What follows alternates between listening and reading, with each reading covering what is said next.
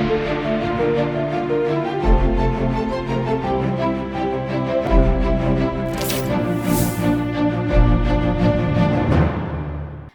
मैं हूं शौर्या मिश्रा और स्वागत है आपका सी न्यूज़ भारत में। वक्त हो गया है उत्तर प्रदेश बुलेटिन का। इस बुलेटिन में बात होगी देवरिया की, जहां मिशन शक्ति फेज 5 द्वितीय चरण के तहत कलेक्ट्रेट परिसर में आयोजित एक दिन की जिला अधिकारी कार्यक्रम में चयनित छात्रा साक्षी दुबे को एक दिन के लिए जिला अधिकारी का दायित्व सौंपा गया।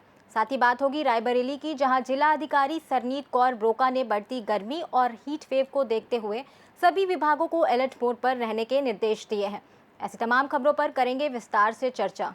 खबर देवरिया से है, जहां उत्तर प्रदेश शासन के मिशन शक्ति फेज 5 द्वितीय चरण के तहत कलेक्ट्रेट परिसर में आयोजित एक दिन की जिला अधिकारी कार्यक्रम में चयनित छात्रा साक्षी दुबे को एक दिन के लिए जिला अधिकारी का दायित्व सौंपा गया, जहां उन्होंने जिला अधिकारी कार्यकक्ष में बैठकर प्रशासनिक कार्यप्रणाली को समझा, विभिन्न विभागों के अधिकारियों से संवाद कर जनहित से जुड़े विषयों की जानकारी ली। जबकि अधिकारी दिव्या मित्तल की उपस्थिति में आयोजित इस कार्यक्रम का उद्देश्य बालिकाओं में नेतृत्व क्षमता, आत्मविश्वास और प्रशासनिक समझ विकसित करना रहा, जिसमें अधिकारियों ने छात्राओं को बड़े लक्ष्य तय करने और निरंतर प्रयास करने के लिए प्रेरित किया। कि इस बिटिया का हमारे पास ईमेल आया था कि पुराने कार्यक्रमों को देखकर कि हम भी एक दिल की जिलाधिकारी बनना चाहते हैं। तो बेटी बचाओ बेटी पढ़ाओ कार्यक्रम जो मिशन शक्ति 5.0 के तहत चल रहा है, उसी के क्रम में हमने इनको जिलाधिकारी बनने का आज इनको बनाया है। तो ये बहुत अच्छी एक सोच है, क्योंकि इसमें जो बच्चे नए आते हैं, बहुत सारे बच्चों का सपना होता है कि उन्हें जिलाधिकारी बनना है, परंतु वो ये नहीं जानते कि जिलाधिकारी का काम क्या होता है या वो किस प्रकार से अपने कार्य को संपादित करते हैं। तो ये जब ये हमारे दफ्तरों में आते हैं तो ये देखते हैं कि असली में लोगों की समस्याएं क्या हैं और किस प्रकार से सिस्टम को ठीक से चलाया जा सकता है। तो ये बहुत अच्छा है और इन्होंने आज बहुत अच्छा काम किया, बहुत ही धैर्य से लोगों को सुना और उसके क्रम में इन्होंने अपने निर्णय लिए। मैं इनको आशीर्वाद देना चाहूँगी कि बहुत अच्छा ही अपने जीवन में आगे जो सपने इनके हों सब करें। Thank you.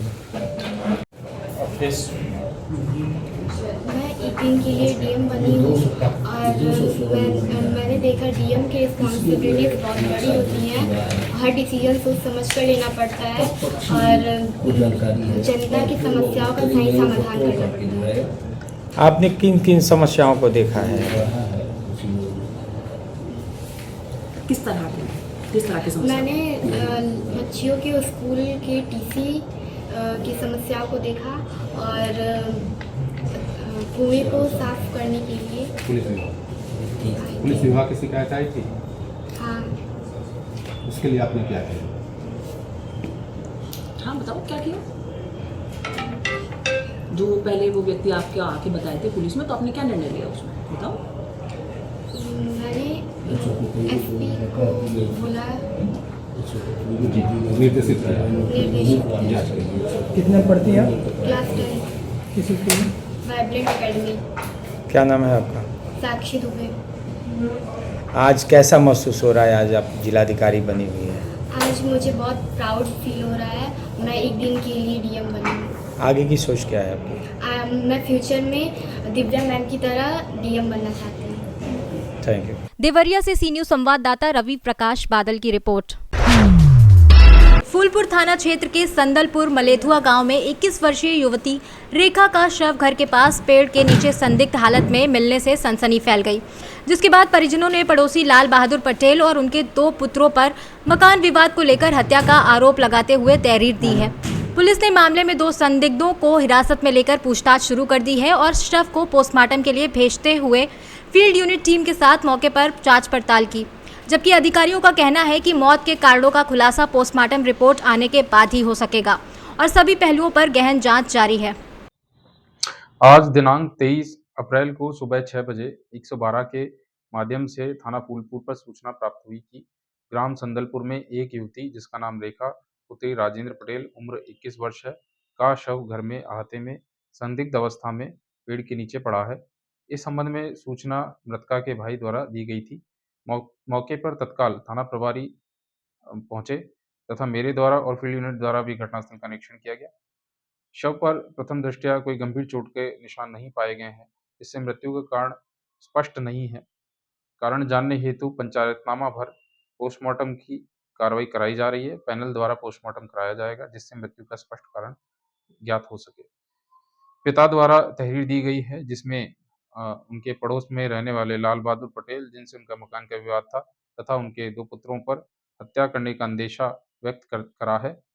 इस संबंध में गहनता से जांच की जा रही है। तहरीर के आधार पर सुसंगत धाराओं में थाना फूलपुर पर अभियोग पंजीकृत किया जा रहा है। 2 संदिग्धों को हिरासत में ले पूछताछ की जा रही है। साक्ष्य के क्रम में शीघ्र गुण दोष के आधार पर अनावरण कर विधिक कार्रवाई सुनिश्चित की जाएगी। मौके पर शांति व्यवस्था कायम है। प्रयागराज से सी न्यूज संवाददाता सलमान की रिपोर्ट। रायबरेली में भीषण गर्मी और लगातार बढ़ते तापमान ने लोगों की मुश्किलें बढ़ा दी हैं। हीट वेव के खतरे को देखते हुए जिला प्रशासन अलर्ट मोड पर है और नगर पालिका ने लोगों को राहत देने के लिए खास इंतजाम किए हैं। शहर में 16 जगहों पर प्याऊ व 5 जगहों पर कूलिंग पॉइंट्स भी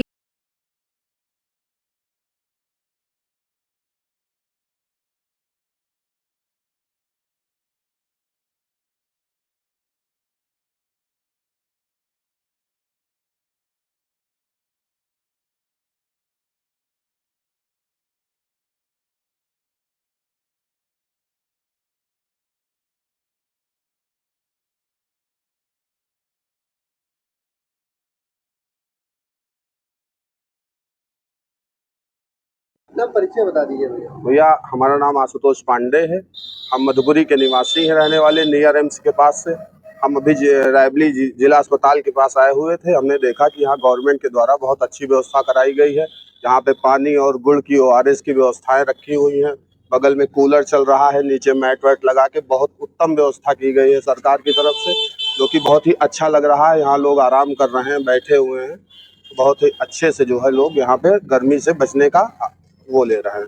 तो ये जो व्यवस्था कराई है नगर पालिका ने कराया है, क्या कहेंगे इसके लिए? नगर पालिका से हम यही कहेंगे कि बहुत ही उत्तम कार्य हो रहा है अपने यहाँ रायबरेली में हमारे, और इसी तरीके कार्य करती रहे आगे।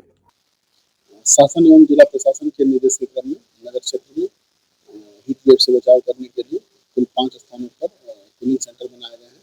इसके अतिरिक्त 16 जगहों पे अस्थायी रूप से प्याऊ की व्यवस्था कराई गई है।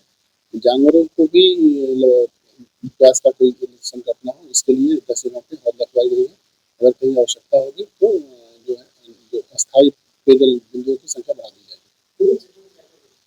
कूलिंग सेंटर में जो भी राहगीर है उनके बैठने की व्यवस्था है। उसके अलावा वहाँ पे कूलर की व्यवस्था की गई है, साथ ही वहाँ पे गुड़ और पानी की व्यवस्था की गई है। और कोई इमरजेंसी होती है तो इसके लिए जो है वहाँ पे बेसिक कुछ मेडिसिन और लैपटॉप भी रखा गया है।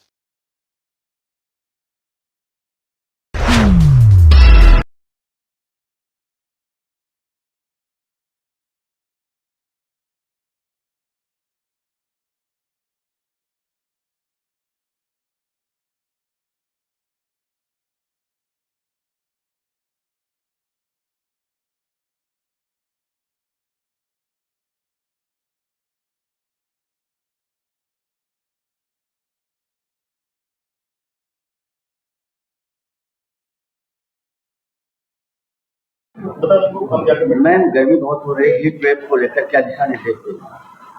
देखिए अभी जो तापमान है लगभग 40 क्रॉस कर गया है, 42 हो गया है। तो इसके दृष्टिगत सबसे पहले तो जो स्कूल है उनका समय जो है वो थोड़ा बदल दिया गया है। परिषदीय विद्यालयों के लिए तो ऊपर से ही निर्देश आए थे, यहाँ से भी जो बाकी प्राइवेट स्कूल हैं उनके लिए भी समय बदल दिया गया है ताकि बच्चों को धूप से राहत मिले। दूसरी बात यह है, जैसे शासन से निर्देश प्राप्त हुए हैं, प्याऊ लगाने की व्यवस्था करी गई है। स्वयं भी मेरे द्वारा अभी देखा जाएगा जाकर शाम में कि जहाँ जहाँ पर प्याऊ स्थापित हुए हैं, विभिन्न जो गौशालाएं हैं वहाँ पर भी जो ब्लोअर है या स्प्रिंकलर है और टाट पट्टी वगैरह की व्यवस्था करने के लिए कहा गया है, वो भी मेरे द्वारा निरीक्षण किया जाएगा। तो सभी जो अधिकारी हैं वो मुस्तैद हैं कि किसी भी प्रकार से कुछ भी कोई भी समस्या ना हो। इवन चिकित्सा विभाग को भी बोला गया है कि जितनी भी आवश्यक वस्तुएं, आवश्यक दवाएं हैं उसको ध्यान में रखें और कोई भी किसी को भी समस्या ना आए ज़्यादा। सभी से अनुरोध है कि अपना जो काम है वो सुबह कर लें और शाम के आस में कर लें, दिन में बहुत धूप में बाहर ना निकले। धन्यवाद। फिलहाल के लिए उत्तर प्रदेश बुलेटिन में बस इतना ही। देश और दुनिया की तमाम बड़ी खबरों के लिए बने रहिए सी न्यूज़ भारत के साथ।